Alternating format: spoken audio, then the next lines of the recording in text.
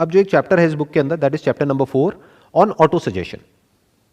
इसमें कहा जा रहा है this is the medium for influencing the subconscious mind. बिल्कुल सही बात कही जा रही है। सबकॉन्शियस माइंड मतलब क्या है? हमारी आदतें, वो काम जो हम बिना सोचे समझे करते हैं। जैसे जब तक गाड़ी चलानी आपको नहीं आती है तब आप कॉन्शियस माइंड से गाड़ी चलाना सीखते हो, एक बार गाड़ी चलानी आ जाती है तो वो गाड़ी सबकॉन्शियस से चलती है। आप कुछ और सोच रहे होते हो कॉन्शियसली, लेकिन गाड़ी अपने आप चलती रहती है। तो क्या कहा जा रहा है? No thought whether it is negative और positive can enter the subconscious mind without the aid of the principle of autosuggestion. Autosuggestion को एक और तरीके से भी आप बोल सकते हो रेपिटेशन।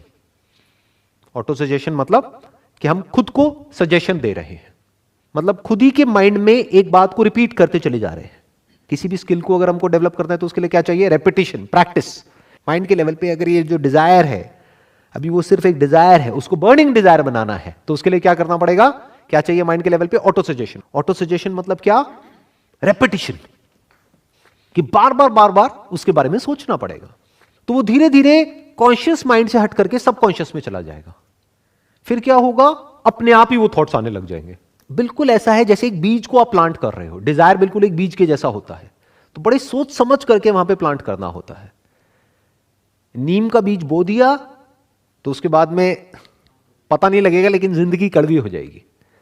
और अगर आम का बीज बो दिया तो जिंदगी मीठी हो जाएगी। तो इसीलिए मैंने कहा कि डिजायर किस तरह का अच्छा होता है लॉन्ग रन में और किस तरह का बुरा होता है, based upon my own experience. कुछ लोग मेरी बातों का कुछ गलत मतलब भी निकाल लेते हैं। उनको ये लगता है जब मैं बोलता हूं कि भाई इस तरह के डिजायर्स हमारे अंदर नहीं होने चाहिए, तो उन लोगों को ये लगता है शायद मैं जो कह रहा हूं उसकी वजह से उनके पास में पैसा नहीं आएगा या उनका लाइफस्टाइल इंप्रूव नहीं होगा। जबकि मैं ऐसा कभी भी नहीं कह रहा हूं। मैं क्या कह रहा हूं? डिजायर ऐसे पालो जो आगे जाकर के आप फंसो नहीं, पैसा बहुत आएगा। और जो भी कुछ कह रहा हूं, सवाल यह उठता है कि मेरे पास में क्या अथॉरिटी है इस बुक के बारे में बात करने की। जो भी कुछ कह रहा हूं अपने एक्सपीरियंस के बेस पे कह रहा हूं। मतलब मैं आपको कोई समरी नहीं बता रहा हूं इस बुक की, वो तो कोई भी कर सकता है। मैं क्या बता रहा हूं कि मैंने इस बुक को पढ़ा था आज से बहुत साल पहले, मे बी 20 साल पहले, जिसके बेस पे मैंने कुछ समझा, कुछ इंप्लीमेंट किया, कुछ चेंजेस लेकर के आया अपनी थॉट प्रोसेस में, जिसकी वजह से आज मेरी लाइफ एक पर्टिकुलर लेवल पे है। तो क्या कहा जा रहा है? No thought whether it is negative और positive can enter the subconscious mind without the aid of the principle of autosuggestion. मतलब कि जब तक हम रेपिटेशन नहीं करेंगे तब तक के कुछ भी नहीं होगा। तो रिपीट करना है, यानी कि जो भी आपका डिजायर है, जो भी आप बनना चाहते हो, जो भी करना चाहते हो, उसको लिखते रहो, उसके बारे में सोचते रहो। उससे रिलेटेड बुक्स पढ़ सकते हैं, उससे रिलेटेड वीडियोस देख सकते हैं, यानी हमारा माइंड एक ही जगह पर फोकस्ड हो जाए, कि जो आपको करना है पूरी तरह से वहां पर फोकस्ड हो जाए। फॉर एग्जाम्पल, आपके माइंड में ये डिजायर है, एक बर्निंग डिजायर है एक्सीलेंस को अचीव करने का, जिस भी फील्ड में आप हो उस फील्ड में। तो उस एक्सीलेंस की जो भी डेफिनेशन है, हर फील्ड के लिए अलग अलग है एक्सीलेंस की डेफिनेशन। आप एक डॉक्टर हो तो कुछ और है, इंजीनियर हो तो कुछ और है, लॉयर हो तो कुछ और है, बिजनेसमैन हो तो कुछ और है। जो भी डेफिनेशन है आपकी फील्ड में एक्सीलेंस की, उस डेफिनेशन को पहले क्लियर करो अपने माइंड में, डिफाइन करो अच्छे से, ताकि वो डिजायर डेफिनेट हो जाए। फिर उसको रिपीट करते चले जाओ अपने माइंड में कि this is what I want to become, this is what I want to achieve. अब चैप्टर 6 है इमेजिनेशन के ऊपर। इसमें कुछ बहुत इंटरेस्टिंग लाइंस हैं। The imagination is literally the workshop wherein are fashioned all plans created by people. The impulse, the desire is given shape, form and action through the aid of the imaginative faculty of the mind. मतलब यहां पर क्या बात करी जा रही है कि इमेजिनेशन भी बहुत जरूरी है। हम क्या समझते हैं इमेजिनेशन मतलब क्या? सिर्फ उन लोगों के लिए जो किसी क्रिएटिव फील्ड में है। अरे नहीं, सबको है। अगर आपको कुछ भी ढंग का अचीव करना है तो पहले आपको इमेजिन करना होगा, क्योंकि वो अभी आपकी करंट रियलिटी से बिल्कुल अलग है। फॉर एग्जाम्पल, आप क्रिकेटर हो लेकिन आपका फिटनेस लेवल एक लेवल पर है आज की डेट में, बट कोई क्रिकेटर है जिसका कि फिटनेस लेवल एक अलग ही लेवल पे है। मान लो आपका है 100 में से 10, बट कोई और है जिसका है 100 में से 100। तो वो आपके लिए एक एंड गोल हो गया। तो अपने आप को इमेजिन करना पड़ेगा फिटनेस की उस स्टेट में, जिस स्टेट में पहुंचने में आपको हो सकता है कई साल लगेंगे, और उस इमेजिनेशन को माइंड में रिपीट करना होगा थ्रू ऑटो सजेशन, ताकि वो image, the image of the kind of fitness level you want, externally as well as internally. Internally मतलब क्या? बाहर से तो आपकी मसल्स दिख सकती है, अंदर से मतलब क्या? आपकी कोर कितनी स्ट्रांग है। किसी भी स्पोर्ट्स में या गेम में सारा खेल कोर का होता है। कोर मतलब आप इसको ये भी कह सकते हो foundation of fitness is core, तो वो बाहर से नहीं दिखता है।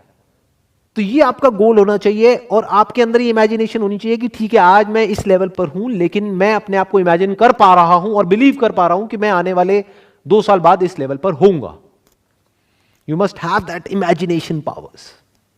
नहीं तो आप ये भी कह सकते हो क्रिकेट में इमेजिनेशन पावर की क्या जरूरत है।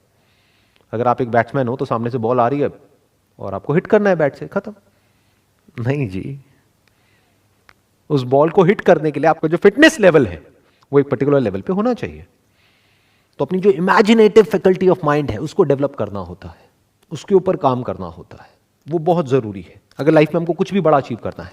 इनफैक्ट अगर हम अपने आसपास में कुछ भी देखेंगे, दैट कुड बी एनीथिंग, जो भी आदमी ने बनाया, एक सुई से लेकर के एरोप्लेन तक, वो सब क्या है, आज एक रियलिटी है, बट कभी ना कभी किसी ना किसी के माइंड में वो एक इमेजिनेशन थी, तभी वो रियलिटी बन पाई। अगर किसी के माइंड में वो इमेजिनेशन ही नहीं होती तो पेपर पे उसकी इमेज कैसे बनती, इमेज नहीं बनती तो एक प्लान कैसे बनता उसको प्रैक्टिकली बनाने का। तो everything is an imagination which is there in the mind. और स्पेशली एंटरप्रेन्योरशिप में, बिजनेस में, इससे बड़ी और कोई क्वालिटी नहीं है। क्योंकि द प्रॉब्लम इज कि आपके आसपास में कोई नहीं समझ पा रहा होगा कि आप एग्जैक्टली क्या सोच रहे हो और आप क्या करने वाले हो, किसी को समझ नहीं आने वाला। जिसको आप बताओगे वही आपके अगेंस्ट हो जाएगा। तो आपकी इमेजिनेशन पावर्स इतनी स्ट्रांग होनी चाहिए कि आप वो देख सको।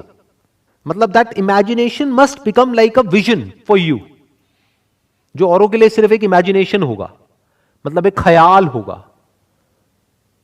किसी और को आप बताओगे तो वो कहेगा क्या ख्याली पुलाव पका रहा है, मुंगेरी लाल के हसीन सपने।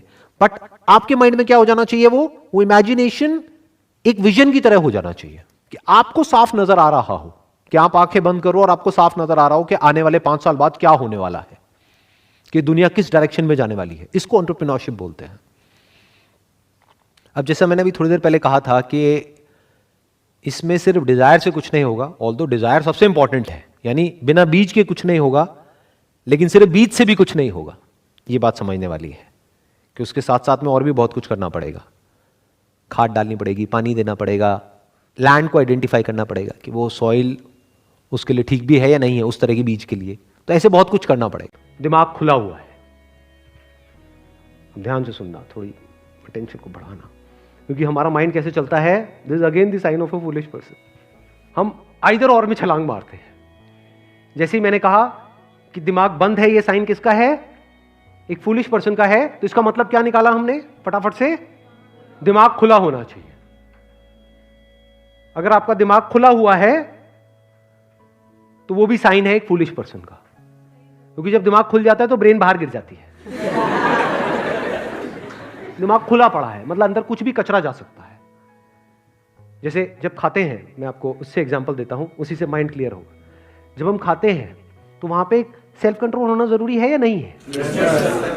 सेल्फ कंट्रोल का मतलब क्या है कि आप कुछ भी ना खाओ, या फिर जो भी आ रहा है वो खाने लग जाओ, जो जरूरी है वो, कचरा भी खा जाओ। तो सेल्फ कंट्रोल का मतलब क्या है?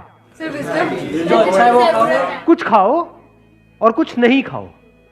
क्या खाओ? अच्छा जो खाना चाहिए, जो आपकी बॉडी के लिए अच्छा है। और क्या मत खाओ?